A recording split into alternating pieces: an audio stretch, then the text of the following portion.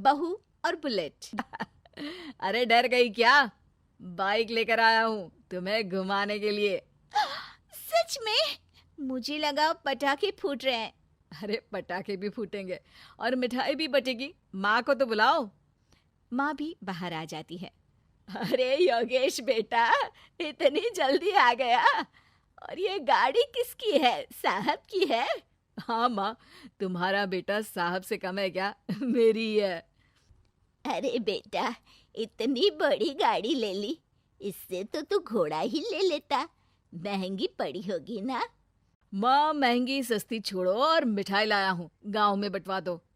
अरे बंटवा क्यों दो? पीछे बैठो, गांव में बांट कर आते हैं। सबटा बाबूजी ऊपर से देख रहे होंगे और आशीर्वाद भी दे रहे होंगे तुझे। वो होते तो उनको भी घुमाता माँ। पूरे गांव में नाच नाच के मिठाई बांटने जाते।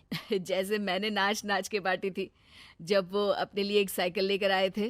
बस बस, बाबूजी दो बात भी सुनाते कि फटफट वाली फटफटी ले आया। सीमा आगे कहती है, अपने लिए तो ये गाड़ी ले आए और मेरे लिए? अरे ये गाड़ी तुम्हारे लिए ही तो है।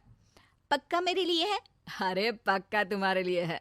अगली सुबह जब योगेश सो रहा होता है तो उसे बाहर से गाड़ी की आवाज आती है। वो घबरा कर चिल्लाता है, चोर चोर, मेरी गाड़ी ले जा रहा है, चोर चोर। माँ भी जागती है और योगेश के साथ दरवाजे की तरफ भागती है। जैसे ही दोनों बाहर निकलते हैं तो देखते हैं कि सीमा गाड़ी चला रही है।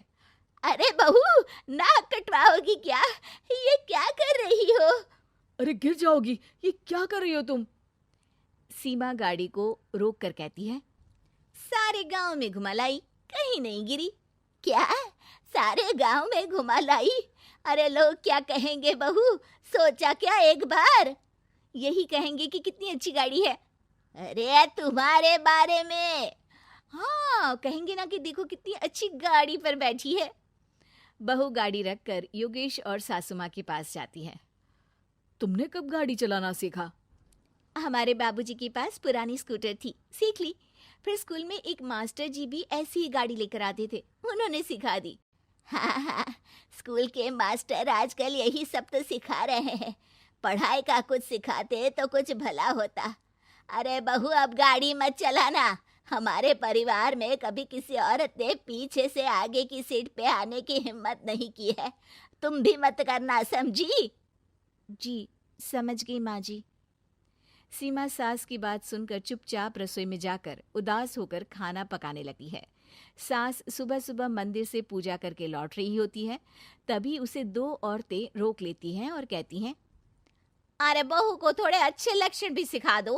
गाड़ी चलाने निकली थी, गांव की मर्यादा का कोई ख्याल नहीं है। वही तो। अरे पैसे आने लगे हैं तो क्या मतलब कि किसी रीति रिवाज को नहीं मानोगे? अरे समाज में रहना है तो समाज के ढंग से ही रहना पड़ता है। अरे लाज भी नहीं आई बहू को? चूल्हे चौके से निकलकर सीधे गाड़ी लेकर चौराहे चबूतरे नाप लिए, फट फट फट करते हुए। अरे कुछ कह देना उसे। अरे ये क्या कहेगी, बूढ़ी सास है, इनकी थोड़ी ना चलती होगी घर में। हाँ, बहू की ही चलती होगी, मर्जी भी और गाड़ी भी।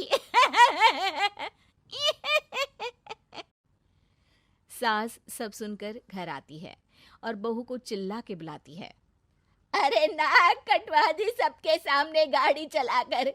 औरत जात गाड़ी नहीं चलाती। शहरों में तो 4 पहियों वाली गाड़ी भी चलाती हैं और हेलीकॉप्टर, हवाई जहाज भी। शहर में थोड़ी ना रहती हो मैडम साहिबा। आज के बाद गाड़ी से ही नहीं, यूं भी निकलना बंद तुम्हारा घर से। माँ सही कह रही है, कहीं भी जाना हो तो मुझे बता देना, मैं लेकर चलूंगा। आज माँ को तुम्हारे कारण कितनी बातें सुननी पड़ी। इतना कहते हुए योगेश वहां से चला जाता है। बारिश की वजह से कारखाने के रोड पर कीचड़ रहता है, इसीलिए योगेश गाड़ी घर रख कर जाता है और किसी से लिफ्ट लेकर कारखाने पहुंचता है ताकि नई गाड़ी गंदी ना हो। लेकिन शाम को इतनी तेज बारिश होती है कि उसे वापस आने का कोई साधन ही नहीं मिलता।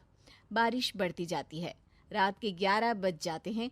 रास्ते में एक नदी का ब्रिज है, अगर उस पर पानी आ गया तो योगेश कारखाने में ही फंस जाएगा।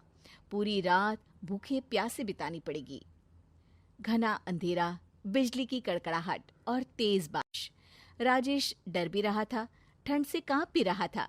तभी उसे रोड से आती हुई एक रोशनी दिखती है। वो देखता है कि उसके सामने एक बाइक आकर खड़ी हुई है।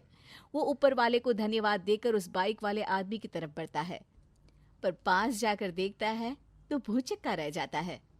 सीमा, तुम यहाँ इतनी बारिश में गाड़ी पर? पहले बैठो तो, नदी ब्रिज पे आ जाएगी तो जाना मुश्किल हो जाएगा। योगेश गाड़ी के पीछे बैठता है। सीमा गाड़ी चला रही है। मैंने तो तुमको पहचाना ही नहीं। गाड़ी की आवाज तो पहचानी होगी ना। अरे पर मुझे नहीं पता था कि तुम आओगी। अच्छा किया कि तुम आ गई। माँ नहीं आने दे रही थी, पर हमेशा पति पत्नी की रक्षा थोड़ी ना करेगा, पत्नी को भी तो करनी चाहिए।